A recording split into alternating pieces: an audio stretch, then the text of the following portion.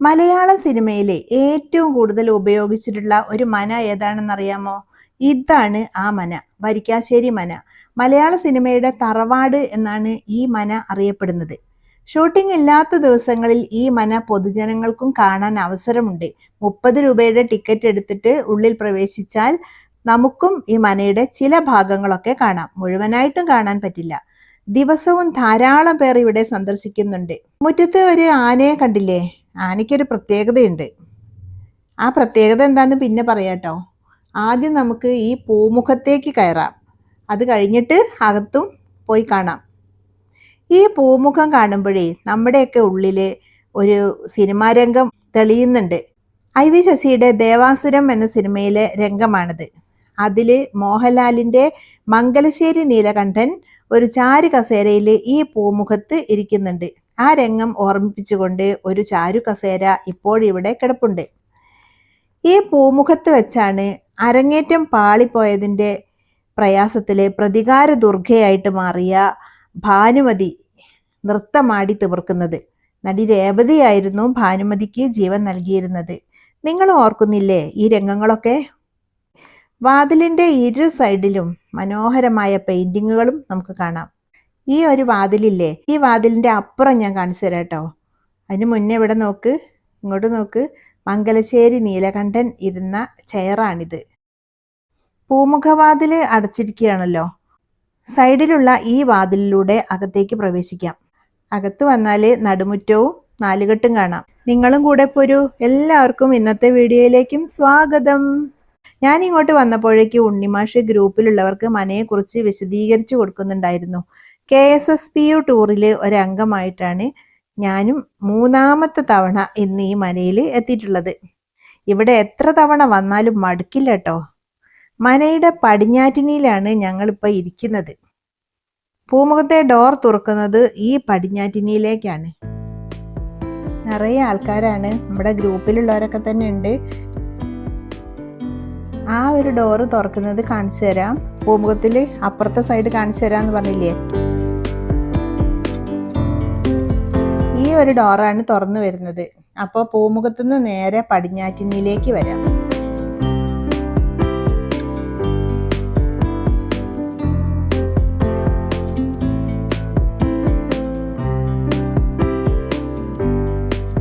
മന പടിഞ്ഞാറ് ഫേസ് ചെയ്തിട്ടാണ് നിർമ്മിച്ചിരിക്കുന്നത്.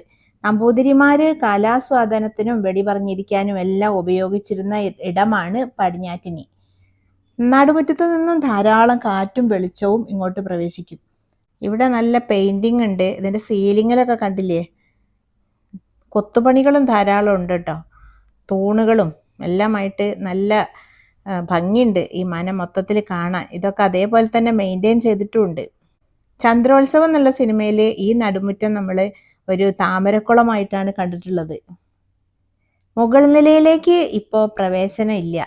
സുരക്ഷാ കാരണങ്ങളാണ്, അതുകൊണ്ടാണ് പ്രവേശനം നിഷേധിച്ചത്. കിഴക്കിനിക്കോലായിൽ നിന്നും ഈ മുറിയിലൂടെ അടുക്കള ഭാഗത്തെത്താം.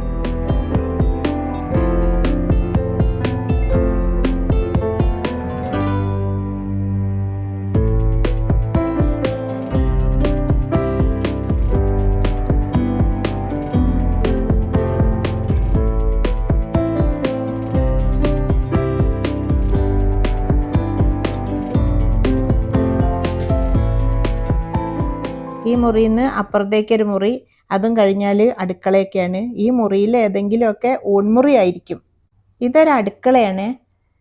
വലിയ അടുപ്പുകളൊക്കെ ഇവിടെ കാണുന്നുണ്ട്. പുറത്തേക്ക് ഇതിലൂടെ ഒരു വഴിയുണ്ട്. കണ്ടോ, വലിയ അടുപ്പുകൾ. എത്ര പേർക്ക് ഭക്ഷണം പാകം ചെയ്തിട്ടുണ്ടാവും. ഇവിടെ ഒരു സ്റ്റോർ റൂമാണ് എന്നാണ് തോന്നുന്നത്. ഈ വഴിയിലൂടെ പുറത്തേക്ക് വടക്ക് ഭാഗത്തേക്കാണ് ഇറങ്ങുന്നത്. ഈ വഴിയുടെ അടുത്ത് തന്നെയായിട്ട് വെള്ളം കോരുന്ന ഭാഗമാണ്. ഇതാ ഇവിടെ പണ്ടത്തെ ആ മരം കൊണ്ടുള്ള കപ്പിയൊക്കെ കാണുന്നുണ്ട്. ഇവിടെ ഒരു കരിങ്കല്ല് കുഴിച്ചുണ്ടാക്കിയിട്ടുള്ള ഒരു കൊട്ടത്തളമുണ്ട്. അന്ന് വെള്ളം ഒഴുകി പോവാനുള്ള ഓവും ഒക്കെ കാണുന്നുണ്ട്. കിണർ കണ്ടില്ലേ, അത്യാവശ്യം നല്ല ആഴമുള്ളതാണ്.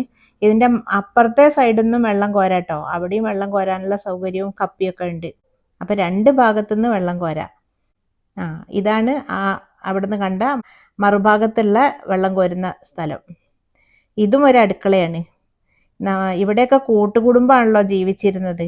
അപ്പോൾ നമ്പൂതിരിമാരും അവരുടെ കുടുംബാംഗങ്ങളും ജോലിക്കാരും ഒക്കെ ആയിട്ട് ദിവസവും ഒരു 10-200 പേർക്ക് ഭക്ഷണം വെച്ച് വിളമ്പണമല്ലോ. സിനിമയ്ക്ക് വേണ്ടി സെറ്റ് ഇട്ടതായിരിക്കും ഈ കൗണ്ടർ ടോപ്പും ടാപ്പും സിങ്കും ഒക്കെ കാണുന്നത്. ഈ കോണി കാണുന്നത് തേങ്ങാക്കൂട്ടിലേക്ക് കയറാനുള്ള കോണിയാണ്. ഈ ഒരു ആട്ടുകല്ല് നമ്മൾ രാപ്പകൽ എന്നുള്ള സിനിമയിൽ കണ്ടു. മമ്മൂട്ടി അരി ആട്ടുന്ന രംഗം. ഇത്രയും പാടശേഖരങ്ങളാണ്. ഒക്കെ ഈ മനയുടെ തന്നെയാണോ എന്നും അറിയില്ല. എന്തായാലും ഈ പാടത്തുനിന്ന് വരുന്ന തണുത്ത കാറ്റ് നല്ലൊരു നല്ല കാറ്റാണ്, നല്ല സൂപ്പറാണ്.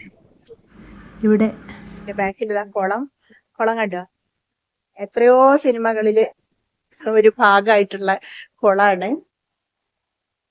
കുളത്തിന്റെ അടുത്തേക്കൊക്കെ ഇപ്പൊ അടച്ചിട്ടിരിക്കുകയാണ്. നമുക്ക് ആ കുളത്തരിയൊന്നും അവിടെ ഇറങ്ങിയിട്ടൊന്നും കാണാൻ പറ്റില്ല.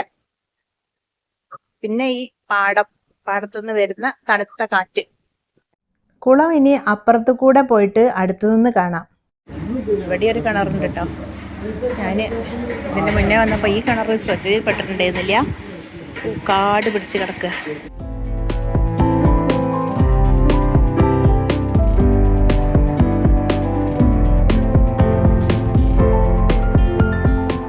മൂന്ന് നിലകളുണ്ട് മനയ്ക്ക്. ഈ വരാന്തയുടെ അങ്ങേ തലക്കില് ഒരു കോണിയുണ്ട്. ആ കോണി നമ്മൾ ഏതൊക്കെയോ സിനിമയിൽ കണ്ടിട്ടുണ്ട്. ഇതാ പ്രവേശനം ഇല്ലാത്തതുകൊണ്ട് അടച്ചിട്ടിരിക്കുകയാണ്. ഇതൊരു ഗോവണിയായിരുന്നു. ഇനി ഇതിൽ ഗോവണി ഇറങ്ങി വന്നിട്ട് ഇങ്ങനെ പൂമുഖത്തേക്കും വരാം. ഈ ചാരു കസേര ആദ്യം കണ്ടപ്പോൾ തന്നെ ഒന്ന് ഇരുന്ന് നോക്കിയിരുന്നു കേട്ടോ.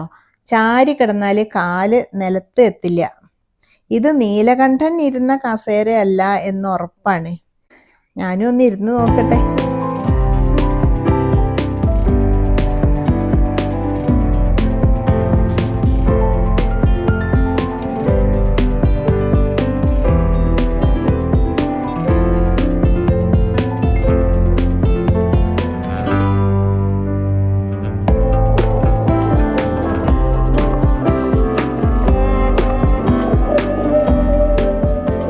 രണ്ടാമത് ഞാൻ ഈ പൂമുഖത്തേക്ക് വന്നപ്പോഴേക്കും ഈ വാതിൽ ഇവിടെ തുറന്നു കിടക്കുന്നുണ്ട്.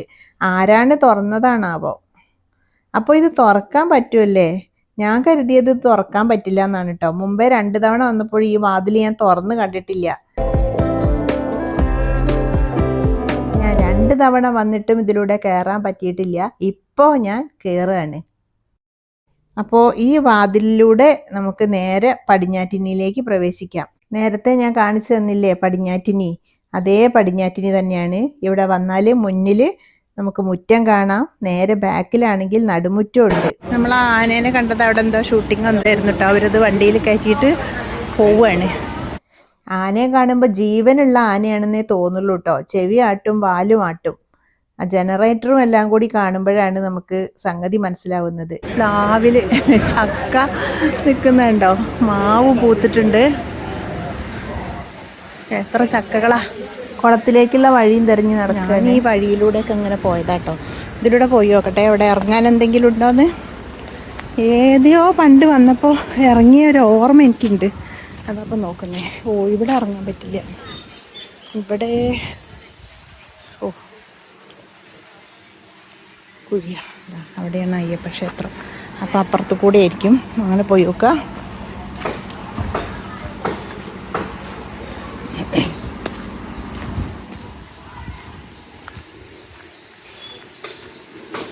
ഇവിടെ ഒരു ക്ഷേത്രമൊക്കെ ഉണ്ട്. ഇവിടുത്തെ അയ്യപ്പ ക്ഷേത്രം. അയ്യോ എന്താ സ്ലോപ്പാണ്. അയ്യപ്പ ക്ഷേത്രത്തിൻ്റെ നേരെ ഇപ്പുറത്തായിട്ട് ഇവരുടെ കുടുംബക്ഷേത്രമുണ്ട്. നല്ല സ്ലോപ്പാണ് ഈ വഴി.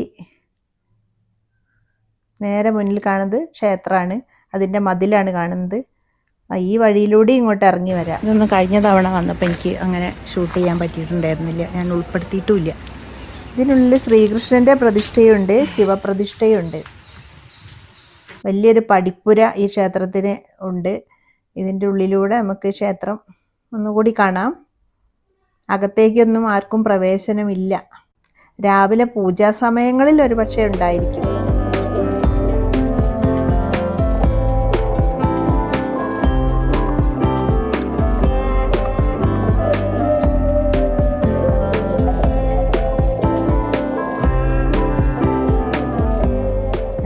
ഇവിടെയാണ് ക്ഷേത്രത്തിനോട് ചേർന്നുള്ള കുളമാണ്, ക്ഷേത്രക്കുളമായിരിക്കും.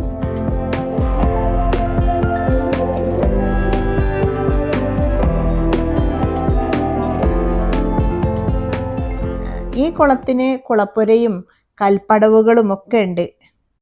ഇവിടെ ക്ഷേത്രമതിലും അപ്പുറത്ത് കുളപ്പുരയാണ്. ഓരോ സിനിമയിലും ഓരോ ഭാവത്തിലായിരിക്കും കുളം. അപ്പം അതിനനുസരിച്ചൊക്കെ സെറ്റിടും. അങ്ങനെ നമുക്ക് വ്യത്യാസമൊക്കെ തോന്നും.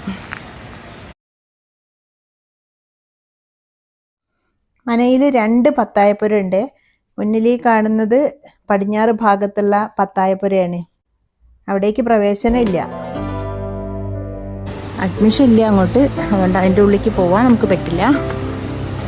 ഇവിടെ ഒരുപക്ഷെ താമസിക്കുന്നുണ്ടായിരിക്കും ഇതിൻ്റെ സെക്യൂരിറ്റിക്കാരോ ആരെങ്കിലുമൊക്കെ. ഇതാണ് 2ാമത്തെ പത്തായപ്പുര. ഈ പത്തായപ്പുര കുറേ സിനിമകളിൽ ഉണ്ട്. ഇതിൻ്റെ ഉള്ളിൽ കയറിയിട്ട് നമുക്ക് കാണാൻ കഴിയും, താഴെ നിലയിൽ പത്തായപ്പുരയും മുകളിലത്തെ നിലയിൽ താമസവും ആയിരുന്നു.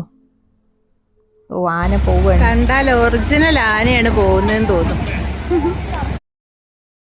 ഇതെന്താ ഇവിടെ വിൽപ്പനയ്ക്ക് വെച്ചതാ? 120 വർഷത്തിലധികം പഴക്കമുണ്ട് വരിക്കാശ്ശേരി മനയ്ക്ക്. വരിക്കാശ്ശേരി രവി നമ്പൂതിരിപ്പാടാണ് ഇന്നത്തെ രൂപത്തിൽ മന നിർമ്മിച്ചത്. എന്നാൽ നമ്മൾ മുന്നിൽ കണ്ട പോർട്ടിക്കോ ഉണ്ടല്ലോ, അത് വർഷങ്ങൾക്ക് ശേഷം കൃഷ്ണൻ നമ്പൂതിരിപ്പാടാണ് നിർമ്മിച്ചത്. തീർത്ഥമാണ് ഇവിടെ ചിത്രീകരിച്ച ആദ്യത്തെ സിനിമ. എങ്കിലും ദേവാസുരം എന്ന സിനിമയോടുകൂടിയാണ് ഈ മന പ്രസിദ്ധമായത്. താഴത്തെ നിലയിൽ വലിയ പത്തായമുണ്ട്. നെല്ല് സൂക്ഷിക്കാനാണ് ഉപയോഗിച്ചിരുന്നത്. വാതിൽ തുറന്ന് പത്തായം കാണാൻ കഴിയില്ല. ഈ ജനലിലൂടെ പത്തായത്തിൻ്റെ ഒരു ഭാഗം കാണാം. ഇത്രയും വലിയൊരു റൂമിൽ ഇത്രയും വലിയ പത്തായത്തിൽ എന്തുമാത്രം നെല്ല് കൊള്ളും? എത്ര നെല്ലുണ്ടായിരിക്കും അന്നൊക്കെ? അതാണ് ഞാൻ ആലോചിക്കുന്നത്. ഇതാണ് ഉള്ളിലേക്ക് ഉള്ള വാതിൽ. ഇതടച്ചിട്ടിരിക്കുകയാണ്. ഈ നീളൻ വരാന്തയുടെ 2 അറ്റത്തും മുകളിലേക്ക് കയറാനുള്ള ഗോവണി ഉണ്ട്. ഒരറ്റത്ത് ഇരുമ്പിൻ്റെ ഗോവണിയും മറ്റേ ഭാഗത്ത് മരത്തിൻ്റെ ഗോവണിയാണ്. ഈ എൻഡിലാണ് ഇരുമ്പിൻ്റെ ഗോവണി ഉള്ളത്, ഒരു സ്പൈറൽ ഗോവണി. ഇതാണ്. കഴിഞ്ഞ തവണ ഞാനിവിടെ വന്നപ്പോൾ ഈ ഗോവണിയിലൂടെയാണ് മുകളിലേക്ക് കയറിയത്. ഇത്തവണ ഞാൻ കയറുന്നില്ല കേട്ടോ, കുറച്ച് പ്രയാസമുണ്ട് അതിലൂടെ കയറാൻ. ഇങ്ങനെയാണ് പടി. ഒരു സൈഡിലേക്ക് വീതിയുള്ളൂ, അങ്ങേ തലയ്ക്ക് ഒട്ടും വീതിയില്ല. ഇതിലൂടെ ഇങ്ങനെ കയറിയിട്ട് മുകളിലേക്ക് പോവാം. ഈ ഗോവണി ഫലപ്രദമായി ഉപയോഗിച്ച സിനിമയാണ് കഥാനായകൻ. നിങ്ങൾ ഓർക്കുന്നില്ലേ, നിലവറയിൽ വീണ അമ്മായിയെ രക്ഷിക്കാൻ വേണ്ടി ജയറാമിൻ്റെ കഥാപാത്രം ഈ ഗോവണിയിലൂടെ ഓടി ഇറങ്ങി വരുന്നതും പിന്നെ പിടിച്ചു കയറ്റിയിട്ട് മുകളിലേക്ക് കൊണ്ടുപോകുന്നതുമായ രംഗങ്ങളൊക്കെ. ഇവിടെ ആരോ മുണ്ട് വിൽപ്പനയ്ക്ക് കൊണ്ടുവന്നിട്ടുണ്ട് കേട്ടോ. വരാന്തയിൽ കുറേ മുണ്ട് കണ്ടു. ഇവിടെയും സെറ്റ് മുണ്ടുകളൊക്കെ ഉണ്ട്. ഇതിവിടെ വിൽക്കാനുള്ള അനുവാദം ഇവർ കൊടുത്തിട്ടുണ്ടായിരിക്കും, കുറേ പേര് വരുന്നതല്ലേ. മരത്തിൻ്റെ ഗോവണിക്ക് നല്ല വീതിയുണ്ട്. ഈ പത്തായപ്പുരയും കുറേ സിനിമകളുടെ ഭാഗമായിരുന്നേ. ഭാനുമതി താമസിച്ചതും ഈ പത്തായപ്പുരയിലായിരുന്നു. ഇവിടെയായിരുന്നു നീലകണ്ഠൻ ഭാനുമതിയെ കൊണ്ടുവന്നിട്ട് താമസിപ്പിച്ചത്. വേറെയും കുറേ സിനിമകളുണ്ട് കേട്ടോ ഈ വരാന്തയിലൊക്കെ ഇരുന്ന് ചിത്രീകരിച്ചതും. ഈ ഒരു നീളൻ വരാന്തയുടെ സൈഡിലും ഇങ്ങനെ നീളത്തിലുള്ള റൂമുകളാണ്. ഇവിടെ കണ്ടില്ലേ, ഇതൊരു റൂം. ഇനി ഇത് കഴിഞ്ഞാൽ അപ്പുറത്ത് വേറെ റൂം, ആ വാതിൽ കടന്നാൽ അതിനപ്പുറത്ത് വേറെ റൂം. ഇങ്ങനെ റൂമുകളാണ്. ഒരു റൂമിൽ നിന്ന് വേറെ റൂമിലേക്കാണ് കയറുന്നത്.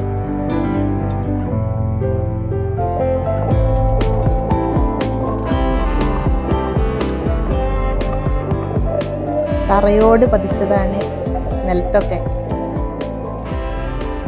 ലാസ്റ്റിൽ വരുന്നത് നമ്മൾ ആ ഇരുമ്പ് ഗോവണി കയറി വരുന്ന ആ സ്ഥലത്തേക്കാണ്. ഈ റൂമിൽ നിന്ന് തന്നെയാണ് മുകളിലേക്കൊരു ഗോവണി കണ്ടിരുന്നു, പക്ഷെ ഇപ്പം അവിടെ അത് കാണാനില്ല. മരത്തിൻ്റെ ചെറിയൊരു ഗോവണി ആയിരുന്നു, താൽക്കാലികമായിട്ട് വെച്ചതായിരുന്നു. ഈ വരാന്തയിൽ നിന്ന് മനയിലേക്കൊക്കെ നല്ല സൂപ്പർ വ്യൂ ആണ് കേട്ടോ. ഇതൊക്കെയും പല സിനിമകളിലും നമ്മൾ കണ്ടിട്ടുണ്ട്. പാലക്കാട് ജില്ലയിലെ ഒറ്റപ്പാലത്തിനടുത്ത് മനിശ്ശേരി എന്ന സ്ഥലത്താണ് വരിക്കാശ്ശേരി മന ഉള്ളത്. 250-ലധികം സിനിമകൾ ഇവിടെ വെച്ചിട്ട് ചിത്രീകരിച്ചിട്ടുണ്ട്. KSSPU എന്നുള്ളത് സർക്കാർ സർവീസിൽ ഇരുന്നിട്ട് പെൻഷൻ ആയിട്ടുള്ള അവരുടെ ഒരു സംഘടനയാണ്. ഞങ്ങളുടെ ഈ ഒരു ഗ്രൂപ്പ് ഇനി പോകുന്നത് ചാവക്കാട്ടേക്കാണ്. അവിടുത്തെ കാഴ്ചകളൊക്കെ അടുത്ത വീഡിയോയിൽ കാണാം. ആ വീഡിയോ കാണാനും മറക്കരുത്. ചാനൽ സബ്സ്ക്രൈബ് ചെയ്യാനും മറക്കല്ലേ. അപ്പോൾ അടുത്ത വീഡിയോയിൽ കാണാം. ബൈ.